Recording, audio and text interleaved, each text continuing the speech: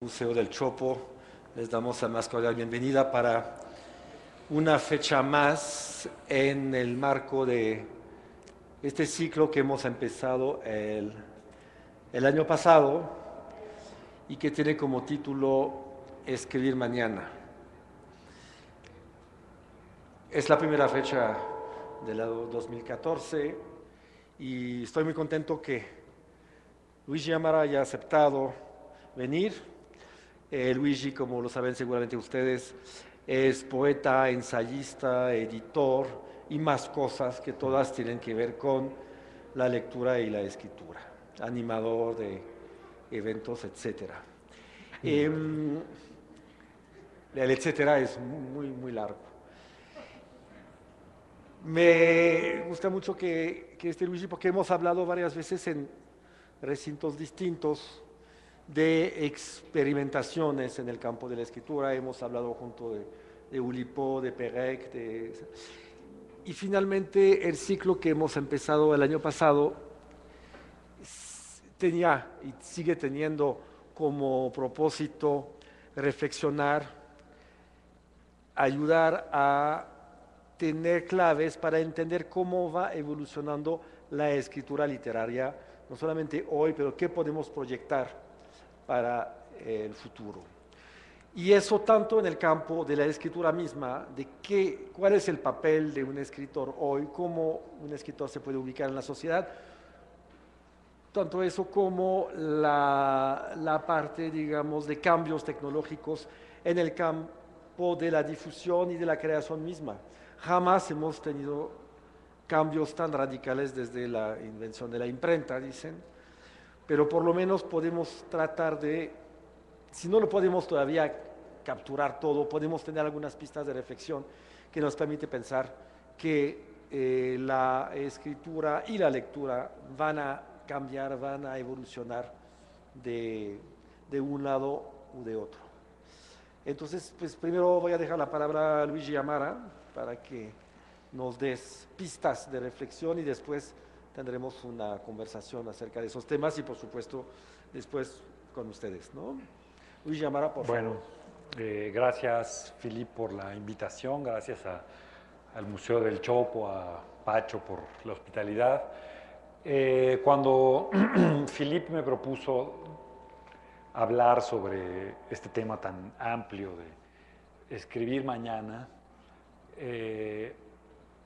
me pareció que necesariamente había que hablar también sobre escribir ayer y escribir hoy, porque no puede haber una escritura del mañana como salida de la nada, ¿no?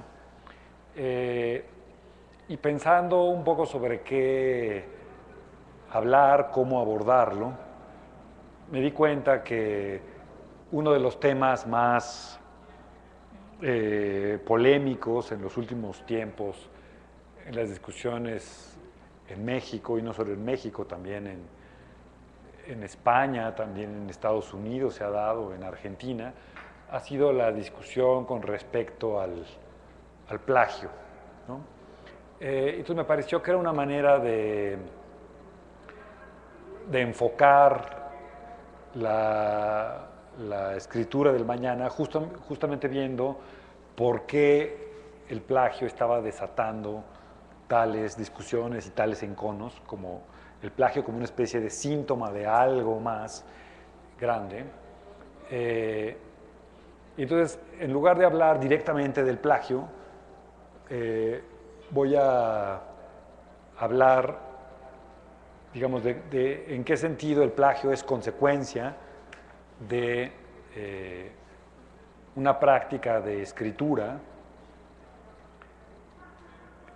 donde, digamos, el autor, aunque luego vamos a ver que la figura del autor también de algún modo se transforma, porque no puede haber una transformación de la escritura si no se transforma también el papel, la figura, el alcance del autor, donde el autor lo que hace es escribir sin necesidad de escribir, ¿no?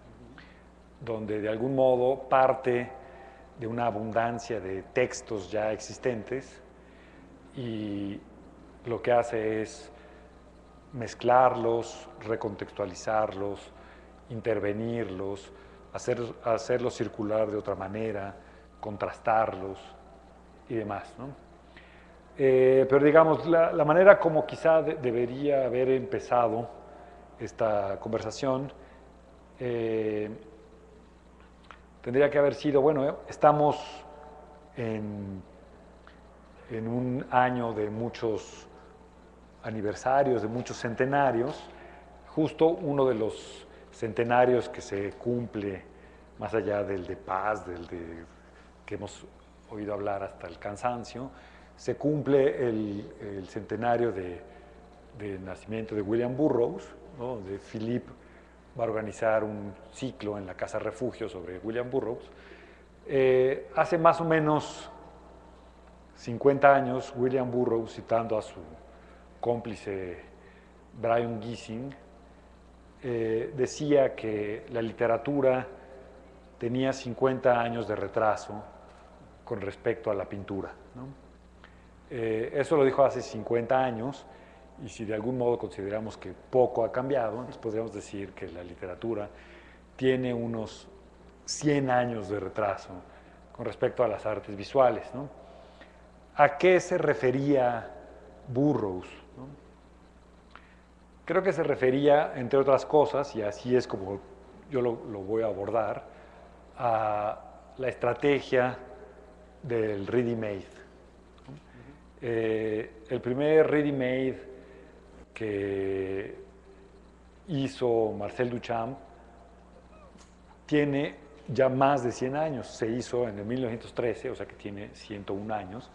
No se festejó, no festejamos ese aniversario, ese centenario como se debió.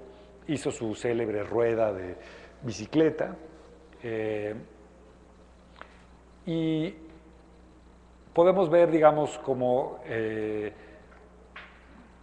si el ready-made duchampiano fuera simplemente una pieza más, una estrategia más, una ocurrencia más en el arte contemporáneo, que es como muchas veces se ha enfocado. Si uno lee, por ejemplo, Apariencia desnuda de Octavio Paz, dedicada íntegramente a Duchamp, cuando discute el ready-made, justamente lo que más subraya Paz es que no tiene ya sentido replicarlo, ¿no? Que sucedió este fenómeno del ready-made. Ahora voy a explicar, digamos, para los que no lo conocen bien, pero que justamente fue algo que se agotó, que está fechado, ¿no? De algún modo, y que todo, digamos, los epígonos, todos los imitadores, continuadores, eso lo dice Paz, en realidad lo único que están haciendo es desgastar un gesto, ¿no? Un gesto que tenía mucho de desacralizador, incluso tal vez de chiste, ¿no? Se desgasta como se desgasta un chiste. Lo que hizo Duchamp puede verse de muchas maneras, pero creo que una manera de ponerlo sería hacer una crítica del mundo del arte a partir de poner en juego la vida cotidiana y el museo o la galería, ¿no? O el mundo profano, el mundo en el que nos desenvolvemos, y el recinto de algún modo sacralizado del archivo cultural, ¿no? Y hacer ver que había manera de sacar un objeto del mundo cotidiano e insertarlo como obra de arte en el museo, ¿no? Simplemente por la decisión del artista, ¿no? Entonces, de hecho, Duchamp lo que hizo fue elegir objetos casi siempre industriales, producidos masivamente, y él decía, bueno, no le gustaran particularmente, ¿no? Que no les llamaran particularmente la atención a él, y proponerlos como obra de arte, ¿no? Eso que de algún modo puede considerarse un acto irreverente, una travesura. De hecho, al principio ni siquiera fueron aceptados, digamos, como piezas, ¿no?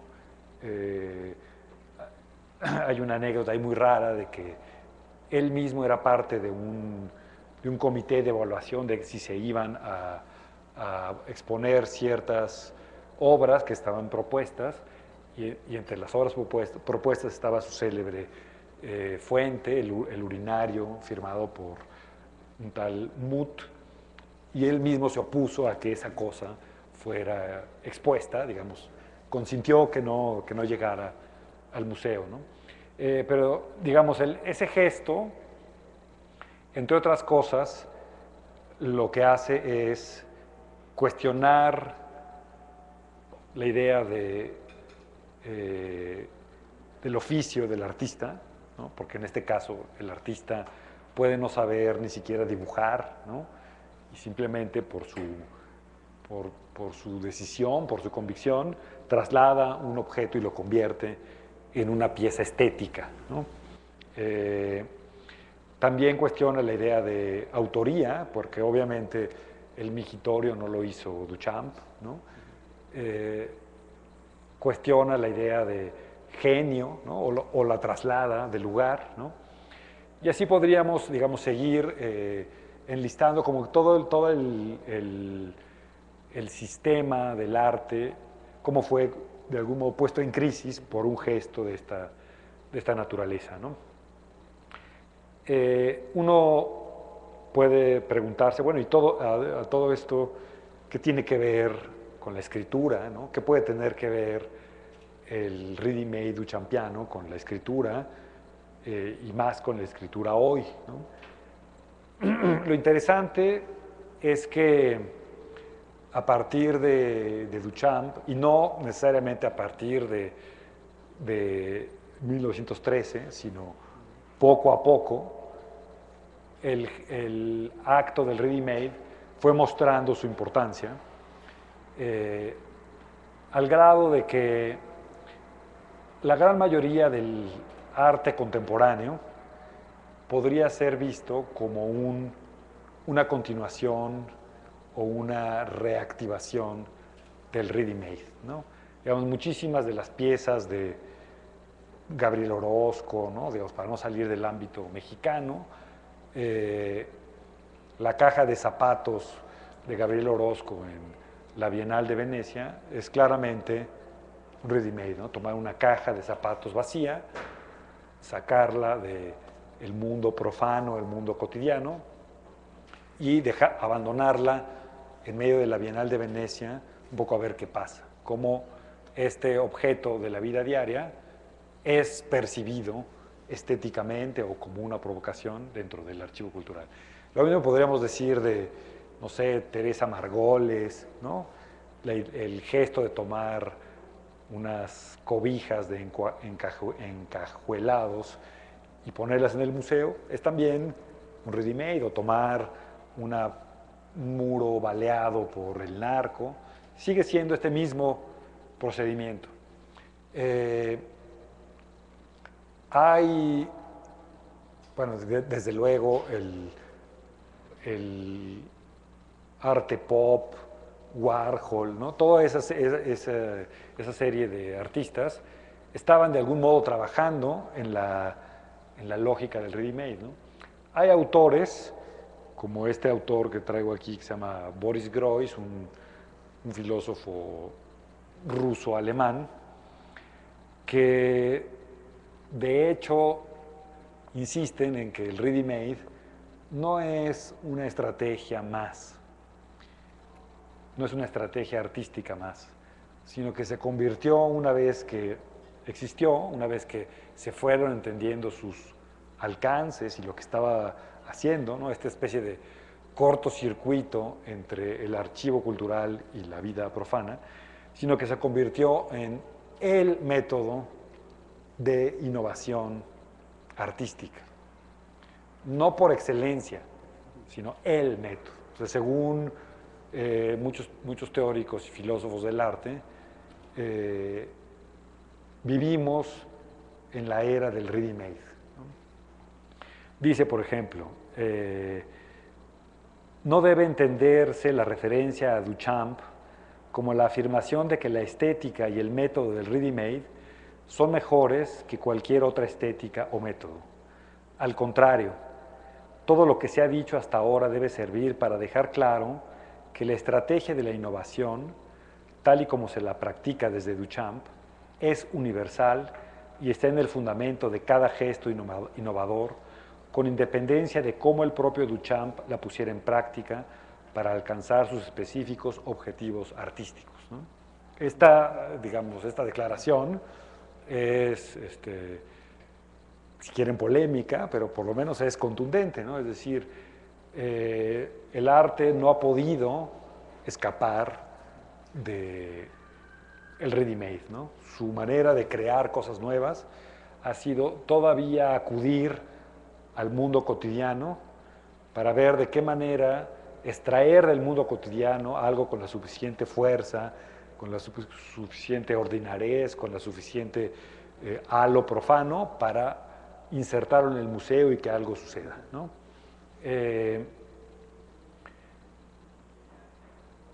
¿Y qué pasa entonces con la escritura, ¿no? Digamos, la literatura entra o no entra en este dictamen, digamos, tan sentencioso que hace Boris Groys. Y justamente lo que yo advierto es que ese retraso del que habla Burroughs tiene que ver con la resistencia que ha tenido la literatura a entrar en la lógica del ready-made, ¿no? Es una resistencia, una especie de escepticismo que tiene que ver, desde mi punto de vista, con la tradición romántica, con los ídolos de la originalidad, con el ídolo de la expresión, ¿no? De que el escritor expresa mundos interiores, sus entrañas, sus sentimientos, etc.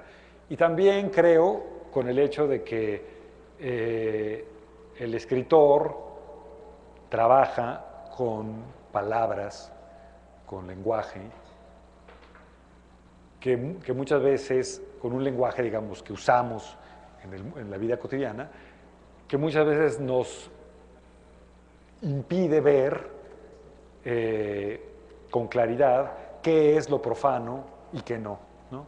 Digamos, para un músico que está en la esfera del ready-made, como podríamos decir, lo fue John Cage, la idea de incorporar el ruido como parte de la música era un poco la misma estrategia, ¿no? El ruido urbano, el ruido que puede suscitarse aquí, ¿no? Puede ser visto estéticamente, ¿no? Y eso era, digamos, la célebre pieza 433, no es una pieza del silencio, ¿no? Es una pieza para escuchar los ruidos de la cotidianidad, de la gente que acude a una sala de conciertos, prestarles atención como si fuera música, ¿no? Como si fuera el concierto, ¿no? Y en esa medida está haciendo la misma operación, ¿no? Pero quizá al escritor, a los escritores se nos ha dificultado hacer ese desplazamiento y entender que una de las estrategias, por lo menos posible, si no ya la única, es trabajar con los textos existentes y ver qué hacer con ellos, ¿no? Con los textos del periódico, con los letreros en las calles, con las pintas en las paredes, pero también con los otros textos literarios, ¿no? Como materia para reinsertarlos, en este caso, en la biblioteca, en el archivo cultural, en el libro, ¿no? Trabajar con ellos haciendo este mismo procedimiento de traer lo ordinario, la vida ya existente, a el lugar, digamos, con aura, que sería ya no el museo, sino el libro o la biblioteca o el canon, como le queramos llamar, ¿no? Entonces, como ha habido esta resistencia, esta duda, este escepticismo a hacer este proceso, entonces cuando alguien lo hace, es satanizado, o es acusado, o es incomprendido, ¿no? No tanto, digamos, los casos de plagio, en el sentido que sucedió, por ejemplo, con Alatriste o con Bryce Echenique, ¿no?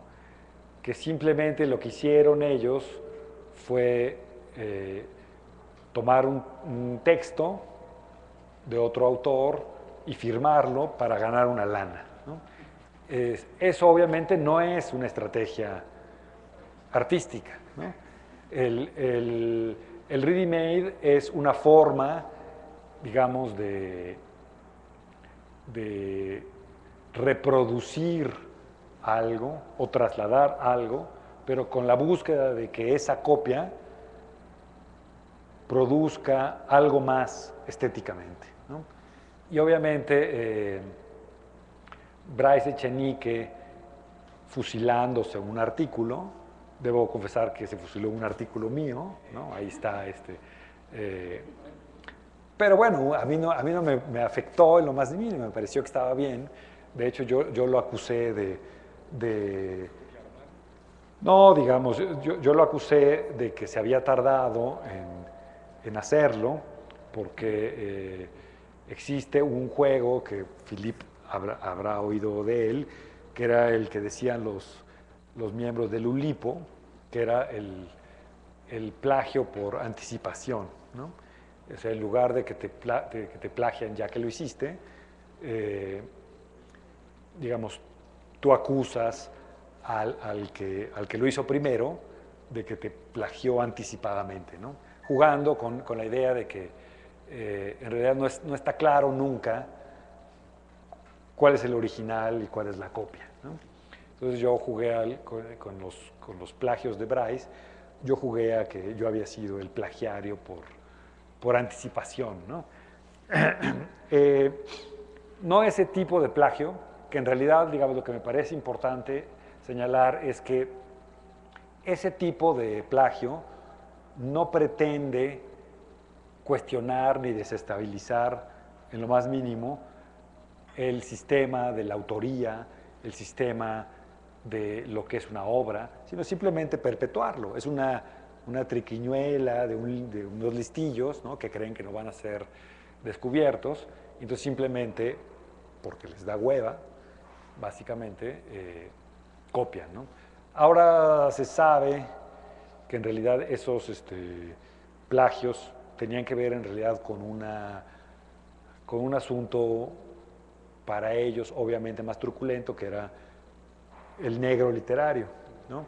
Que en realidad lo que pasaba era que tanto Alatriste como Bryce tenían negros literarios que les hacían los artículos, y entonces a los negros literarios hábilmente dijeron, no, pues ya no voy a escribirles nada, y se dedicaron a hacer copy-paste del internet, y curiosamente les pareció menos grave aceptarse como plagiarios que como contratistas de negros literarios, ¿no? Donde obviamente todos estamos ahí jugando con la impostura, ¿no? De algún modo. Ese tipo de plagios no es ni siquiera una estrategia creativa y ni siquiera una apuesta por desestabilizar el sistema de la autoría, ¿no? Entonces no vamos a hablar de ese tipo de plagios porque juzgados estéticamente y ya no moralmente, digamos, los fiscales Sheridan y todos los fiscales que aparecieron, juzgaban esos plagios desde el punto de vista moral, ¿no? Decían qué feos estos señores, qué malos, que ese proceder no es una conducta buena, pero no la juzgaban estéticamente, ¿no? Digamos, viendo si esa estrategia producía algo más, ¿no? Juzgados estéticamente esos plagios, creo que carecen de interés, ¿no? Pero hay otros intentos de utilizar, digamos, el copy-paste, la copia de textos, en un sentido mucho más artístico, como una forma genuina de escritura, ¿no? Ahora, si lo pensamos como una continuación o derivación del ready-made, que es como de algún modo lo he presentado, también podemos perdernos la evidencia, lo que Borges llamaba, digamos, la creación de los precursores, ¿no? De que ya existía, ya ha existido quizás siempre, una forma de escritura que consiste en utilizar los textos ajenos, ¿no? En no preocuparse por el uso de las comillas, porque quizá estéticamente usar comillas o atribuirle a otro ese texto no era conveniente por alguna razón, ¿no? Voy a mencionar simplemente dos ejemplos para mí muy significativos. Uno es el de Montaigne. Montaigne varias veces en sus ensayos confiesa que está utilizando textos de otros, ¿no? Lo confiesa, pero no dice dónde, ¿no? Se dice, en un ensayo dice, bueno, yo me he dedicado él dice, a trasplantar a mi solar, esa es la metáfora que usa, textos de Plutarco, de Séneca, de Cicerón, porque me pareció que pues ya lo habían dicho muy bien, y yo para qué tenía que intentarlo, decirlo de nuevo, si ya lo habían dicho ellos, ¿no? Claro, si uno agarra una edición crítica contemporánea, se va a encontrar con una nota al pie que diga, bueno, aquí está copiando literalmente a Plutarco en tal y tal y tal lugar, ¿no? Lo interesante es la explicación que da Montaigne de por qué hace ese procedimiento, ¿no? Él lo hace por la razón que ya dije, ¿no? Para no repetir lo que ya está dicho y quizá inmejorablemente dicho, pero también dice porque quiere que cuando lo critiquen, cuando cuestionen sus ensayos, los arrogantes críticos no se den cuenta que están criticando a Séneca, a Plutarco, a Cicerón, a los grandes clásicos, ¿no? Entonces, de algún modo lo hace como una trampa, ¿no? Tiende una trampa, ¿no? Otro ejemplo, digamos, bastante, a mi modo de ver, inaudito, ¿no? Digamos, de esta técnica, sería el libro de los pasajes de Walter Benjamin, ¿no? Un libro que Walter Benjamin intentó escribir básicamente con citas de otros, ¿no? La mayoría de las veces dando el crédito, pero digamos, ahí el alarde, podríamos decir, es escribir un libro donde uno lo único que hace es reciclar, ¿no? Algo así como el escritor que samplea, ¿no? El escritor que hace remix, ¿no? Los investigadores han descubierto que Duchamp y Walter Benjamin se encontraron en una ocasión, de hecho, pero no pudieron conversar, entonces es dudoso.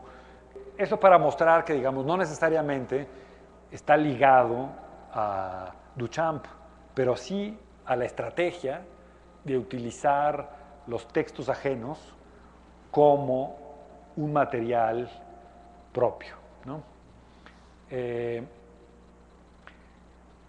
Y mencioné, digamos, el caso de Montaigne, porque en el caso de Montaigne él está muy consciente de que no le interesa repetir, ¿no? Que él está usando esta estrategia para no repetir a la tradición, y eso conecta muy bien con una de las razones que da Duchamp para desarrollar la estética del ready-made, y además que está relacionada con Walter Benjamin. Duchamp dice, para mí repetir es como masturbarse, ¿no? El problema es que confiando en la originalidad, confiando en la inspiración, confiando en la tradición, es muy probable que lo que hagamos es repetirla, ¿no? En lugar de repetir o de repetirse a uno mismo, ¿no? Que es curioso, digamos, que los fiscales del plagio les parezca una cosa gravísima y no les parezca grave los autores que todo el tiempo están haciendo refritos y refritos de sus mismos textos y sus mismas ideas ad nauseam, ¿no? Dice, para no repetirse, en lugar de apelar a la tradición, lo que hay que hacer es reproducir. Una manera de no repetir es reproducir. Y ojo, esa palabra reproducir es la palabra que está en juego en Walter Benjamin cuando está pensando en el arte en la era de la reproducción técnica, ¿no? ¿En qué sentido reproducir es no repetir, ¿no? Lo que básicamente la intuición duchampiana es cuando yo reproduzco algo, digamos, cuando yo saco algo de un lado y lo reproduzco en otro lado, que es lo que hace la reproducción, el simple desfase de contexto hace que adquiera un nuevo significado, ¿no? Y entonces ya no estoy repitiendo, ya no hay repetición. La reproducción lo que hace es que evita la repetición porque cambia el contexto y por lo tanto cambia la lectura, ¿no? El migitorio en el baño es reproducido, digamos, en el museo y cambia su significado, ¿no? La caja de detergentes Brillo que hace Warhol, ¿no? Está ni siquiera en el supermercado, sino en la zona de descarga del supermercado. Él la reproduce como una escultura, ¿no? O sea, lo que hace Warhol no es agarrar la caja literal, tal cual, y ponerla en la galería, sino que hace una escultura en madera para reproducir mejor la caja, la instala en la galería y de esa manera no repite lo que sucede, sino que le da una nueva significación, ¿no? Y en esa medida, digamos, podríamos comparar, por ejemplo, ese procedimiento con el que hace Borges en Pierre Menard, autor del Quijote, una comparación que ha señalado muy bien Graciela Esperanza en su libro Fuera de Campo, relacionando a Borges con Duchamp. Si leen ese texto de Pierre Menard, autor del Quijote, bueno, la idea es postular a un autor que quiere escribir el Quijote hoy, bueno, en realidad en esa época, en 1940, y lo que hace es conseguir escribir tal cual el Quijote, pero sin copiarlo, ¿no?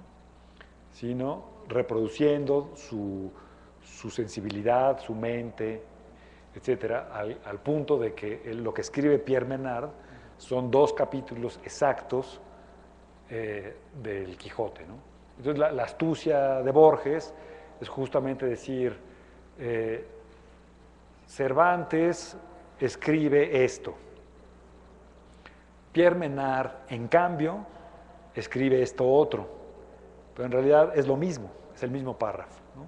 Lo que está sucediendo ahí es que la reproducción es una nueva cosa, es algo distinto, es un nuevo material, lo leemos de manera diferente, ¿no? Y en esa posibilidad estética creo que es en el que está, digamos, el sentido en el que la escritura contemporánea y la escritura futura está explorando el texto como ready-made, ¿no? Dos ejemplos, bueno, tres ejemplos contemporáneos serían la escritura conceptual que está sucediendo en Estados Unidos con Kenneth Goldsmith, que estuvo hace poco aquí en el Chopo. Kenneth Goldsmith está haciendo, digamos, una serie bastante variada de ready-mades con muchos materiales, ¿no? Un par de ejemplos sería en su proyecto Día, toma un ejemplar del New York Times y lo copia íntegro de izquierda a derecha y de arriba a abajo con todo lo que se va encontrando en el periódico. Surge un libro como de unas 900 páginas y al momento de reproducirlo no simplemente está repitiendo lo que dice el periódico, sino que está cambiando su significado porque ya no es un periódico, sino es un libro, ¿no? Entonces ya cambió, fíjense cómo es lo que está sucediendo, ya cambió, hizo el paso del ordinario a el recinto sagrado del libro. Entonces todo lo que vamos a leer de ese día va a ser diferente justo porque está en el libro, ¿no? Es una recontextualización que resignifica el material, ¿no? Otra de las piezas, iba a decir, pero en realidad son textos que ha hecho Kenneth Goldsmith, se grabó durante una semana, grabó todas sus conversaciones, y todo lo que dijo durante una semana, y luego lo que hizo fue transcribirla, ¿no? Otra vez tomar el mundo cotidiano, el mundo ordinario, que no necesariamente tiene intenciones ni implicaciones artísticas, y lo traslada a un libro, donde entonces ya lo leemos de otra manera, ¿no? Eso es, digamos, por el lado de la escritura conceptual, ¿no? En España están los llamados mutantes, ¿no? Que han probado también este grupo que hacen, según ellos, literatura mutante, así le han llamado. Está, por ejemplo, el caso de Agustín Fernández Mayo, que justamente hizo un remake de El Hacedor de Borges. El problema es que fue confiscado, fue acusado de plagio por la viuda de Borges, María Kodama, irónicamente, porque probablemente el artista que más estrategias conceptuales y de ready-made textual hizo fue el propio Borges. Entonces, no, digamos, yo no conozco el libro de Fernández Mayo, pero sé que estaba utilizando el libro El Hacedor de Borges y tomando los textos y, digamos, recontextualizándolos como ready-made, ¿no? El otro ejemplo es en Argentina, un autor que se llama Pablo Kachadjian, así es su apellido, hizo un libro que se llama El Aleph engordado, también con Borges. También le cayó el chagüistle de la persecución por plagio, cuando en realidad ni siquiera, desde mi punto de vista, aplica como un plagio auténtico, en el sentido de que si tú le pones a tu libro el Aleph engordado, estás claramente anunciando que estás utilizando a Borges, ¿no? O sea, no es que estás intentando engañar, ¿no? Es como un poco la Mona Lisa con bigotes y barba del propio Duchamp, ¿no? Al utilizar la Mona Lisa, una copia barata de la Mona Lisa, y ponerle bigotes, no está, digamos, plagiando a Leonardo da Vinci, ¿no? Todo el mundo sabe, digamos, es un ícono universal, del arte universal, y Khatchadjian estaba simplemente, lo que hizo fue tomar el cuento de la Aleph de Borges y en lugar de escribir, en lugar de repetir, en lugar de intentar escribir un nuevo cuento, lo que hizo fue engordarlo, ¿no? O sea, añadirle cosas, alterarlo, intervenirlo, y entonces crear, mediante esta adiposidad textual, un nuevo texto que se lee, que obliga a que leamos de una nueva manera a Borges, ¿no? Esas estrategias que, si bien han tenido poca fortuna por los juicios que han involucrado, no quiere decir que necesariamente sea un mal comienzo. Yo creo que en realidad los juicios de plagio, porque digamos esos casos entraron a juicio, o sea, no fue simplemente acusaciones y así. Esos juicios de plagio son el equivalente en el siglo XXI a los juicios de inmoralidad en el siglo XIX en Francia, ¿no?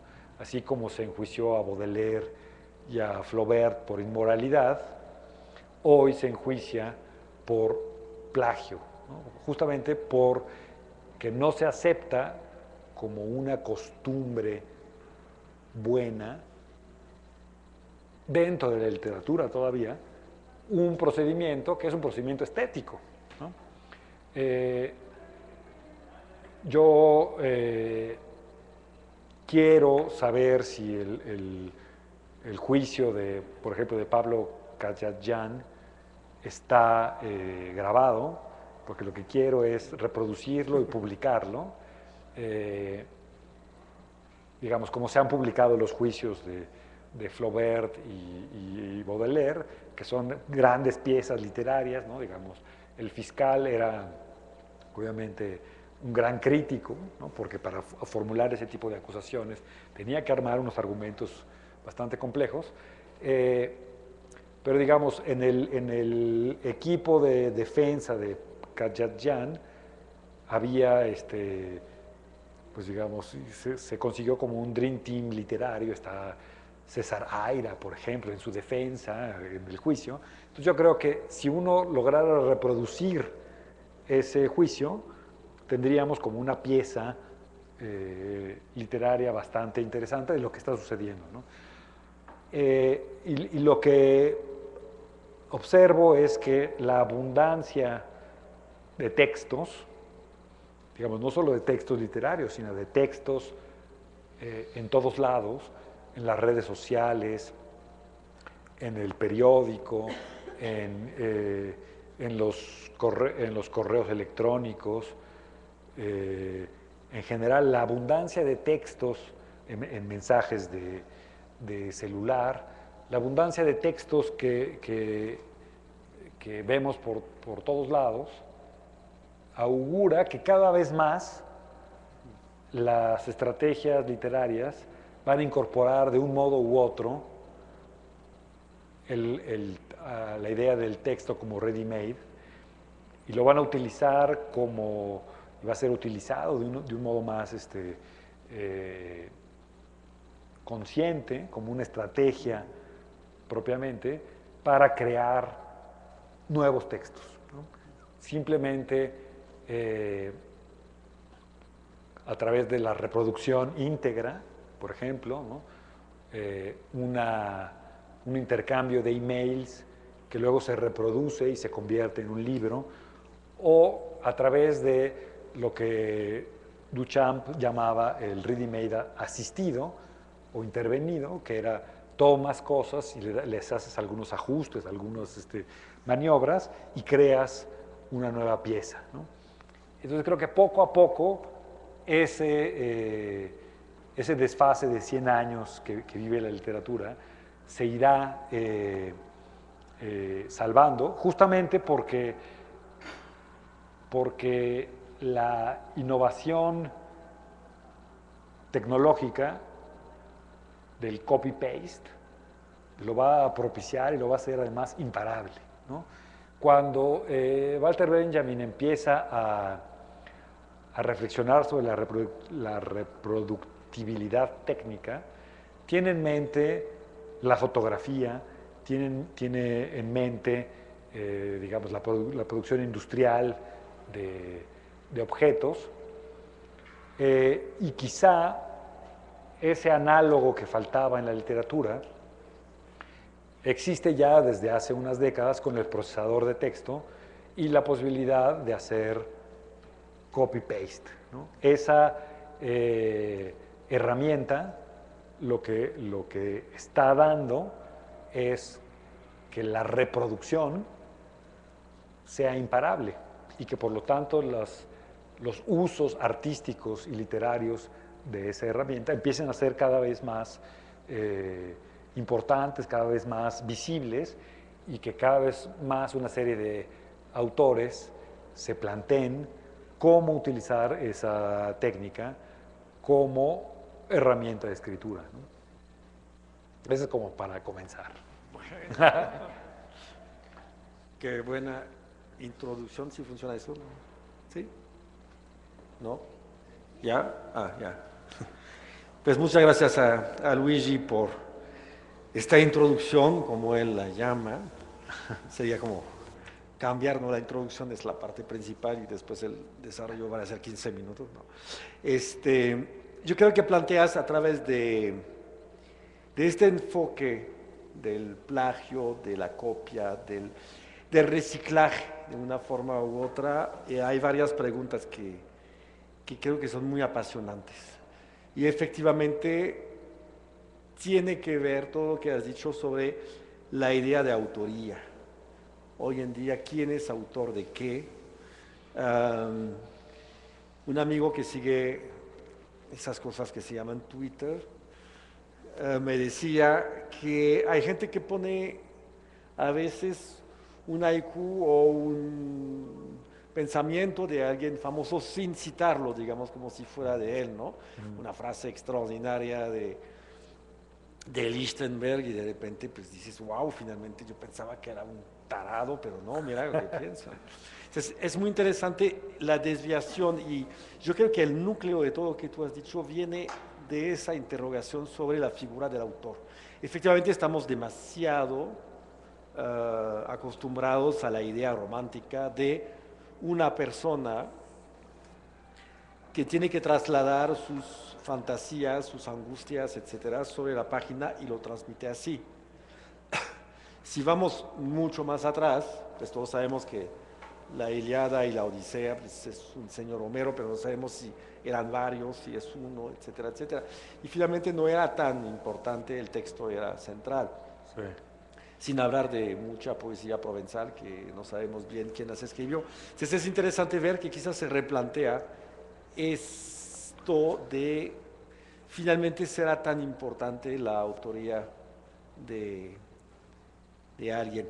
Y ya he hablado una vez aquí de una propuesta de un crítico literario francés muy bueno que propuso que durante un año se iban a publicar los libros nada más con el título, sin el nombre del autor, y a ver qué pasaba con la crítica y si alguien era capaz de analizar los libros como tal, sin darle importancia por tal nombre o tal nombre. Por supuesto, nadie aceptó la propuesta y todo el mundo se fue rápidamente a repetir los mismos esquemas, ¿no? Pero, ¿estarías de acuerdo sobre eso de la autoría? Claro que es, digamos, en el núcleo de todas estas discusiones está la figura del autor, ¿no? Y creo que, por un lado, la figura del autor va a seguir viva porque para el mercado es muy importante el autor, ¿no? De hecho, justamente en contra de lo que propone este crítico, es la lógica capitalista del libro lleva a que sea importante el nuevo libro de Carlos Fuentes, el nuevo libro de Jorge Volpi, sin importar si ese nuevo libro es bueno o malo, no sé qué, es el nuevo libro, así se vende, ¿no? Y ese gancho, digamos, mercantil, creo que va a seguir Sí. siempre presente, por lo menos en un futuro próximo, ¿no? Pero a la par creo que se va a dar, y se está dando, un fenómeno crítico de ese sistema de autoría, que además involucra el tema de la propiedad intelectual, que es lo que está en disputa con todos los juicios del plagio y demás, ¿no? Cuando Roland Barthes escribe sobre la muerte del autor, ¿no? Habla de Bouvard y Pécuchet, de los personajes de Flaubert, que son dos copistas, ¿no? Bouvard y Pécuchet es esta novela inconclusa de Flaubert, donde hay dos personajes, como dos jubilados de algún modo, que se dedican a copiar cosas, ¿no?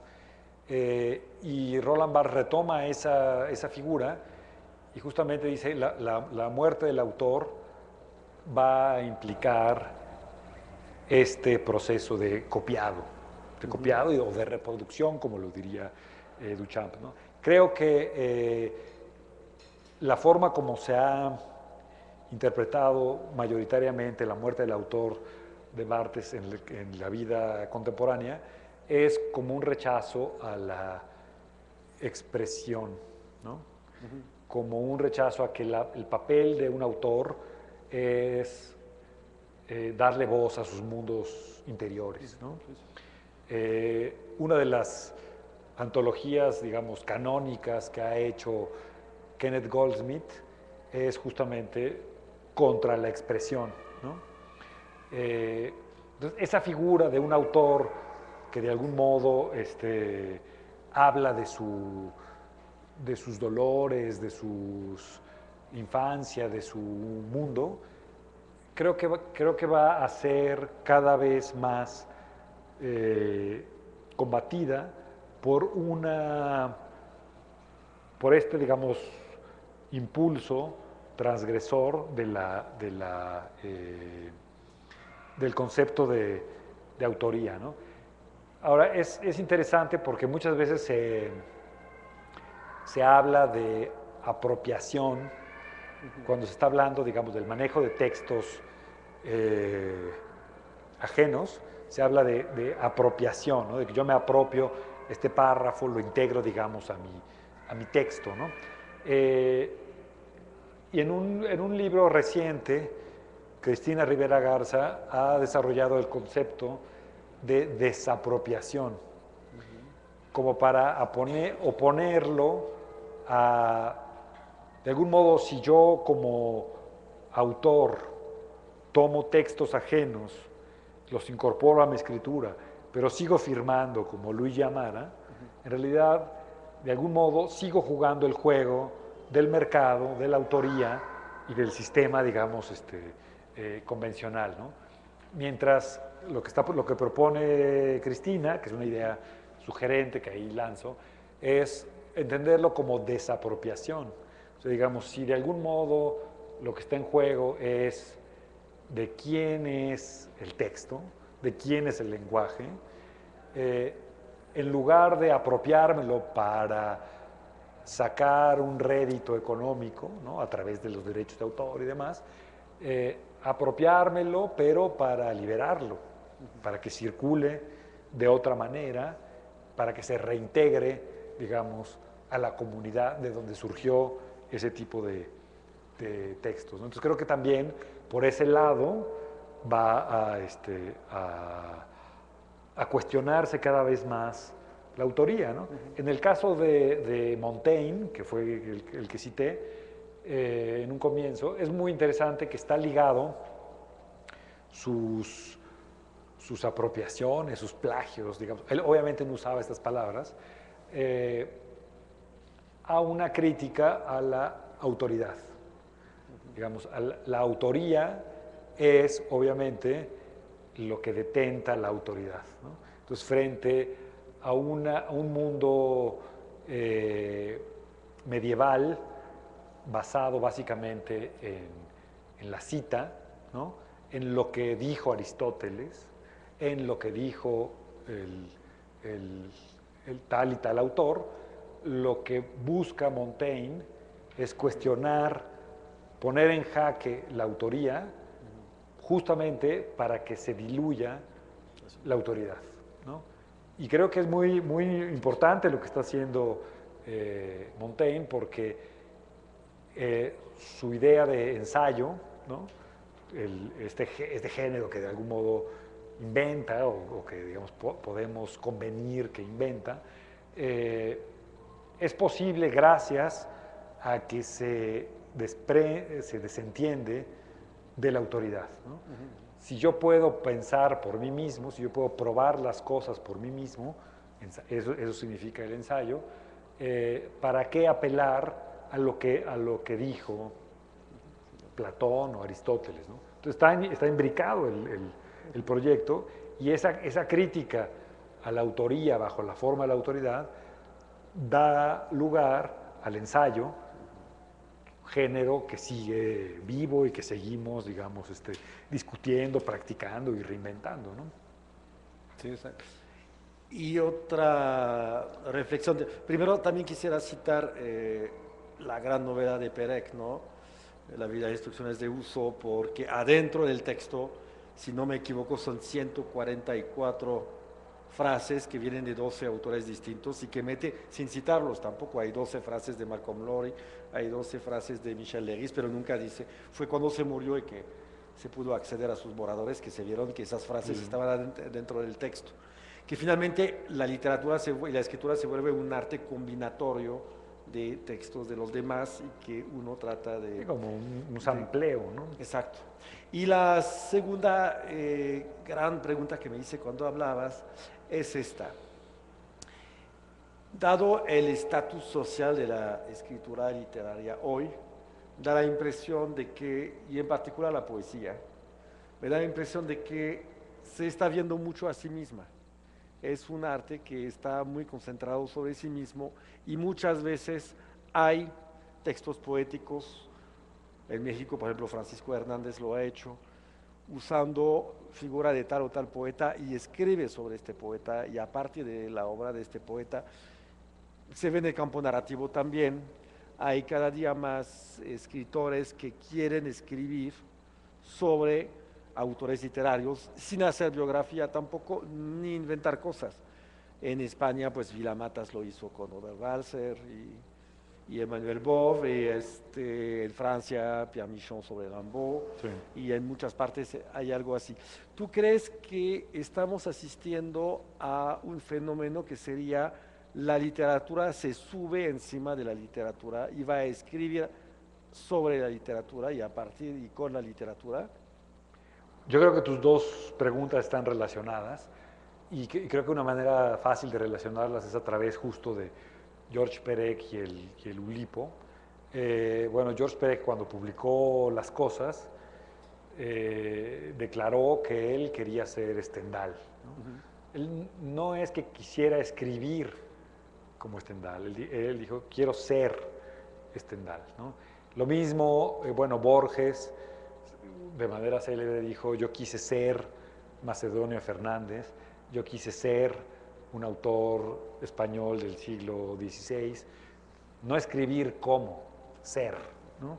Pero en el caso, digamos, interesante de el Ulipo y Georges Perec, creo que tiene que ver con el desarrollo de mecanismos que produzcan textos, ¿no? De algún modo lo que hizo Duchamp fue crear un mecanismo o una estrategia para que de algún modo las piezas se produzcan solas. Y por eso se vuelve contagioso el ready-made, la estrategia del ready-made, ¿no? En el Ulipo, desde luego, había esa voluntad, ¿no? Crear mecanismos, digamos, a través de constreñimientos, a través de procedimientos, para que los textos salgan de allí, ¿no? Entonces, de algún modo, como que la creatividad se desplaza, en lugar de escribir textos, se crean mecanismos que produzcan textos, ¿no? Eso lo podemos ver, sin duda, en Borges, ¿no? Hay una serie de mecanismos que él emplea. Por cierto que una de las estrategias básicas de Borges fue saquear la biblioteca, digo, la Enciclopedia Británica, ¿no? Uno de sus primeros premios literarios lo gastó, lo invirtió en una enciclopedia británica para luego reproducir los contenidos de la Enciclopedia Británica en cuentos, en poemas y demás, ¿no? El mecanismo que produce cosas, ¿no? Y en ese sentido, creo que lo interesante es que quizá la literatura ha sido muy ombliguista con su propia tradición y con su propia historia, ¿no? Cuando Duchamp empieza a dejar la pintura, ¿no? Él declara que su mayor influencia no fue un pintor, sino un escritor, Raymond Roussel, ¿no?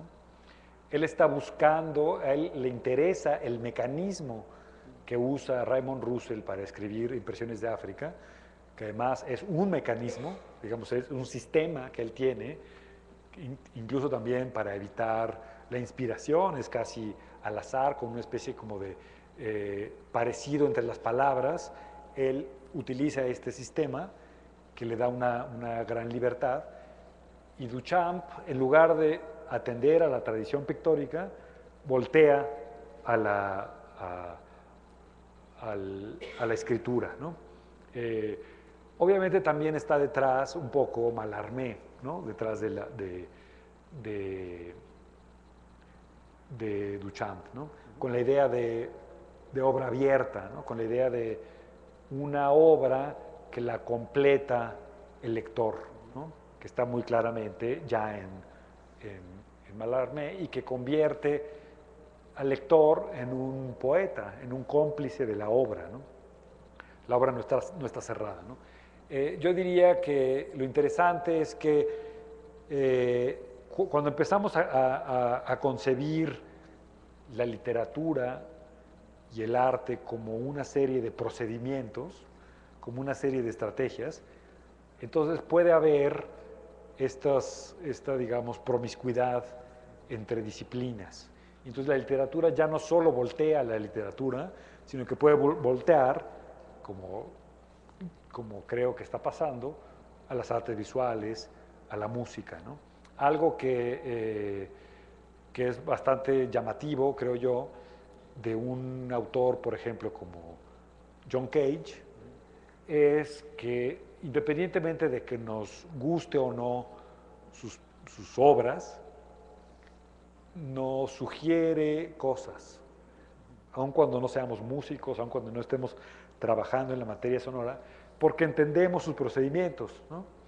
El procedimiento, digamos, de utilizar o incorporar el azar en la composición musical como una crítica del ego, un proyecto típicamente cageano, se vuelve sugerente para otras disciplinas, porque lo que importa no es ya la pieza en sí, sino el procedimiento que la produjo, ¿no? Entonces, creo que lo que estamos viendo es una traslación, digamos, de que importa menos el texto que el procedimiento. De hecho, digamos, un poco para volver a Perec, pasa con Perec y con el Ulipo y con Kenneth Goldsmith y con todos esos autores que le dan la centralidad al procedimiento, que a veces los textos mismos son secundarios, tediosos, aburridos, ¿no? casi como una ilustración del procedimiento antes que la pieza en sí, ¿no? Diríamos que la pieza o la obra es el mecanismo y sus resultados, ¿no? Pero si uno solamente quiere leer, por ejemplo, Tentativa de agotar un rincón parisino de Georges Perec, que está llevando a cabo un procedimiento, probablemente, y lo quiere leer como una gran literatura, pues probablemente va a salir decepcionado porque es perfectamente aburrido, ¿no? Pero no se propone como un texto que expresa sentimientos, ideas, etcétera, sino casi como el protocolo de un experimento de poner en práctica una estrategia estética, ¿no? Pues muchas gracias a Luigi por esas palabras. Yo creo que podemos tener unos minutos de preguntas, debates, dudas, críticas, aportaciones, si quieren Sí. preguntar.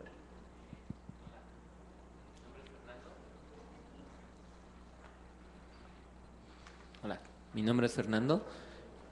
Ahorita que usted decía, Luigi Amara, sobre una estrategia pensada como en algo que nos lleve a hacer nuevos textos, estaba pensando que la ciencia ofrece una gran estrategia para los escritores que quieran hacer esto, porque de pronto en el trabajo científico se premia o se incentiva que se anule el autor de las cosas, que se busque dialogar entre distintos autores que han dicho tal y tal cosa, pero casi como un requisito de hagan esto, porque si no tienes una voz de autoridad que sustente lo que estás diciendo, entonces no es un buen trabajo científico. Si los escritores quisieran buscar una estrategia, creo que pudieran mirar en la ciencia como vamos a educarnos en el método científico, vamos a educarnos en esta manera de redactar, y qué de eso podemos aprender como para aplicarlo en hacer literatura. No sé si, ¿qué opine de esto? Sí, lo que pasa es que yo creo que te estás refiriendo de algún modo a la práctica académica, científica, ¿no? Y lo que sucede allí es que la práctica académica funciona gracias a la autoridad, ¿no? Digamos, podríamos decir que la universidad es una institución regida por el pilar de la autoridad, ¿no? Cómo citas bien, es lo que te enseña en la universidad, de algún modo. Una tesis en realidad no te incentiva a que hagas un descubrimiento, desarrolles un pensamiento propio, etcétera, sino a que sepas citar.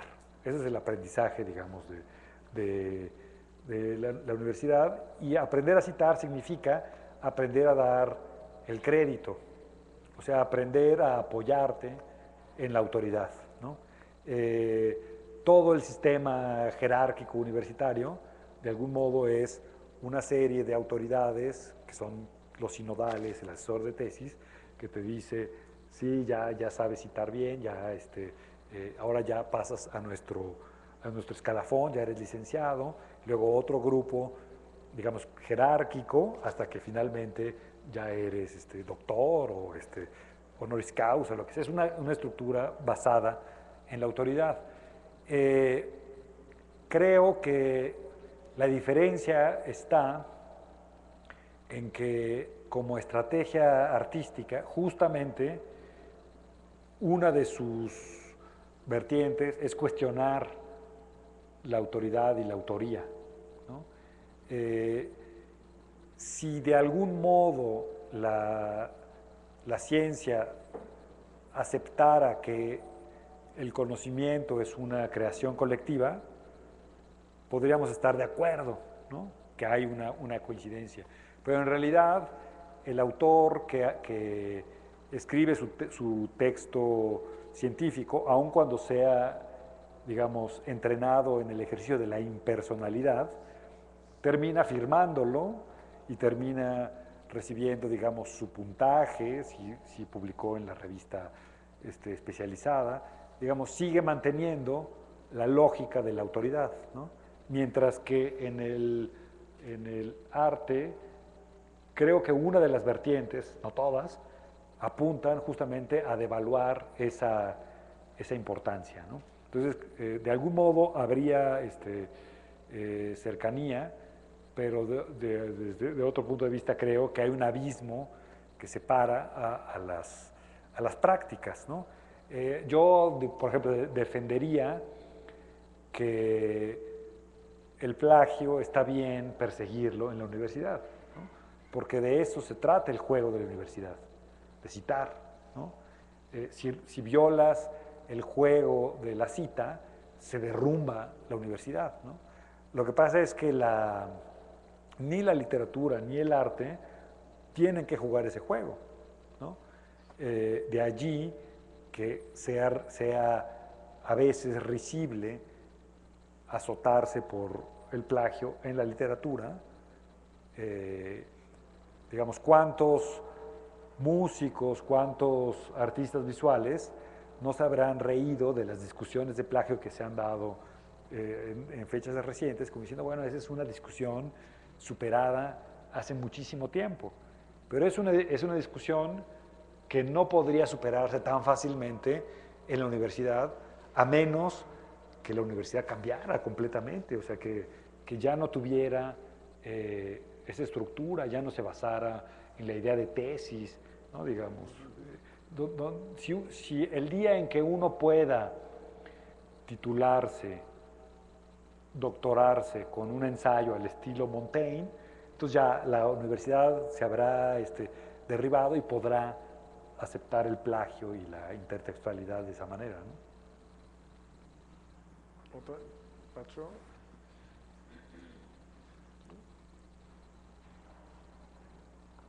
Ya se quedaron pensativos con la idea de robar textos y mañana hacer les recomiendo. Los saqueadores. Claro, ¿no? escribí una novela que se llama 100 años de soledad. Bueno, yo iba a decir una cosa que me faltó decir, pero me acordé ahora con la pregunta. Digamos, si uno revisa el tipo de discusión que se dio en México sobre el plagio, creo que es muy significativo que los mismos que se erigieron en fiscales, ¿no?, suelen ser bastante tradicionalistas, por no decir conservadores, con respecto al arte contemporáneo. Digamos, esto para mostrar que están relacionadas ambas cuestiones, ¿no? Si uno lee a los fiscales antiplagio, se va a dar cuenta que son los mismos que se siguen escandalizando que haya algo llamado ready-made, ¿no? 100 años después de que es una práctica dominante, común y quizá avasalladora, ¿no? Siguen impugnándola, siguen cuestionándola, siguen defendiendo los valores clásicos de la mímesis pictórica y escultórica, lo cual revela que en realidad son valores entreverados, ¿no? y que la distancia frente a esos valores también va,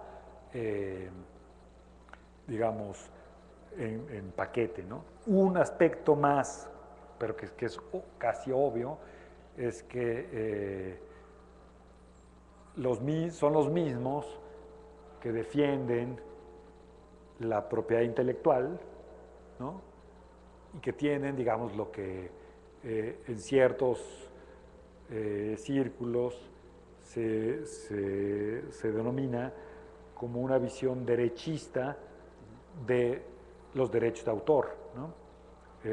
Para contraponerla, digamos, a una visión copyleft, que justamente sería izquierdista en algún sentido, ¿no?, digamos, interesada en la idea de propiedad, ¿no? Los que están interesados en cuestionar todavía la estrategia del plagio y la apropiación son los que siguen creyendo que tiene sentido hablar de propiedad en una esfera digamos, donde en realidad se comparten los referentes, se comparte. Muchas de las reflexiones sobre texto como Ready Made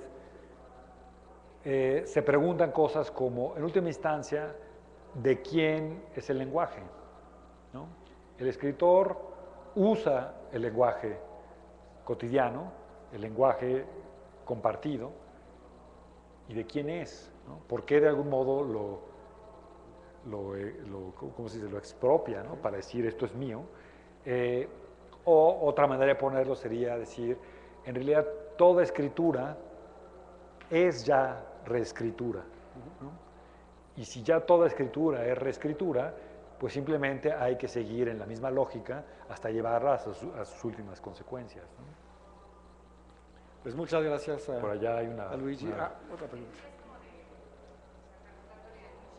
Sí.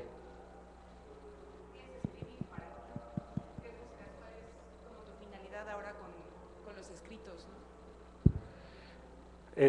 Bueno, es una pregunta así como dificilísima, ¿no? Porque, Es otra conferencia.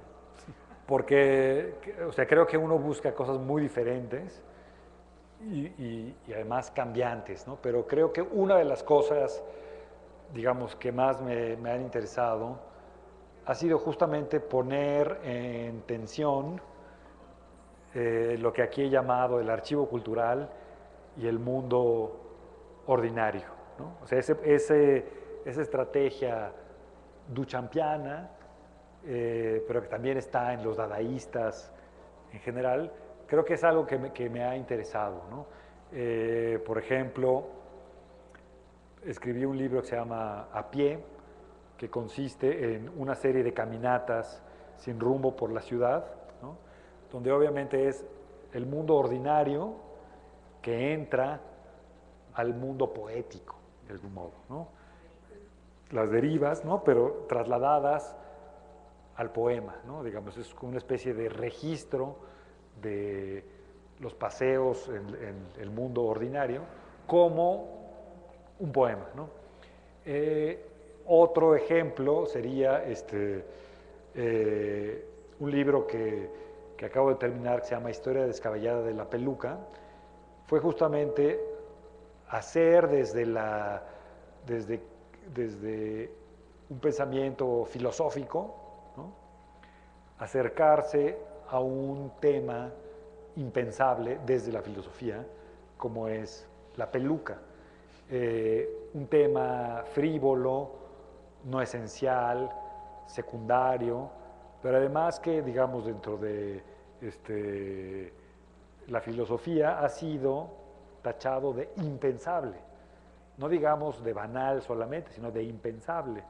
En el Parménides nos enteramos por boca de Sócrates que el pelo no es una idea, no puede ser una idea, porque no hay posibilidad de perfección en el pelo, ¿no? Entonces, si el pelo es impensable para la filosofía, ¿qué diríamos de la peluca, ¿no? Algo así completamente bajo, ordinario, profano, casi que se vanagloria de su halo profano. Y lo que me interesaba justamente es hacer que el cortocircuito de acercar el pensamiento, digamos, elevado, con temas completamente mundanos y o sea, no escribir sobre el ser, sino escribir sobre los pelos, ¿no? Y ver qué pasa de ese encuentro, ¿no? Pero de algún modo, siguiendo esta intuición de poner en tensión, algunas veces se ha dicho lo alto y lo bajo, en realidad yo diría lo ordinario y el archivo cultural, ¿no?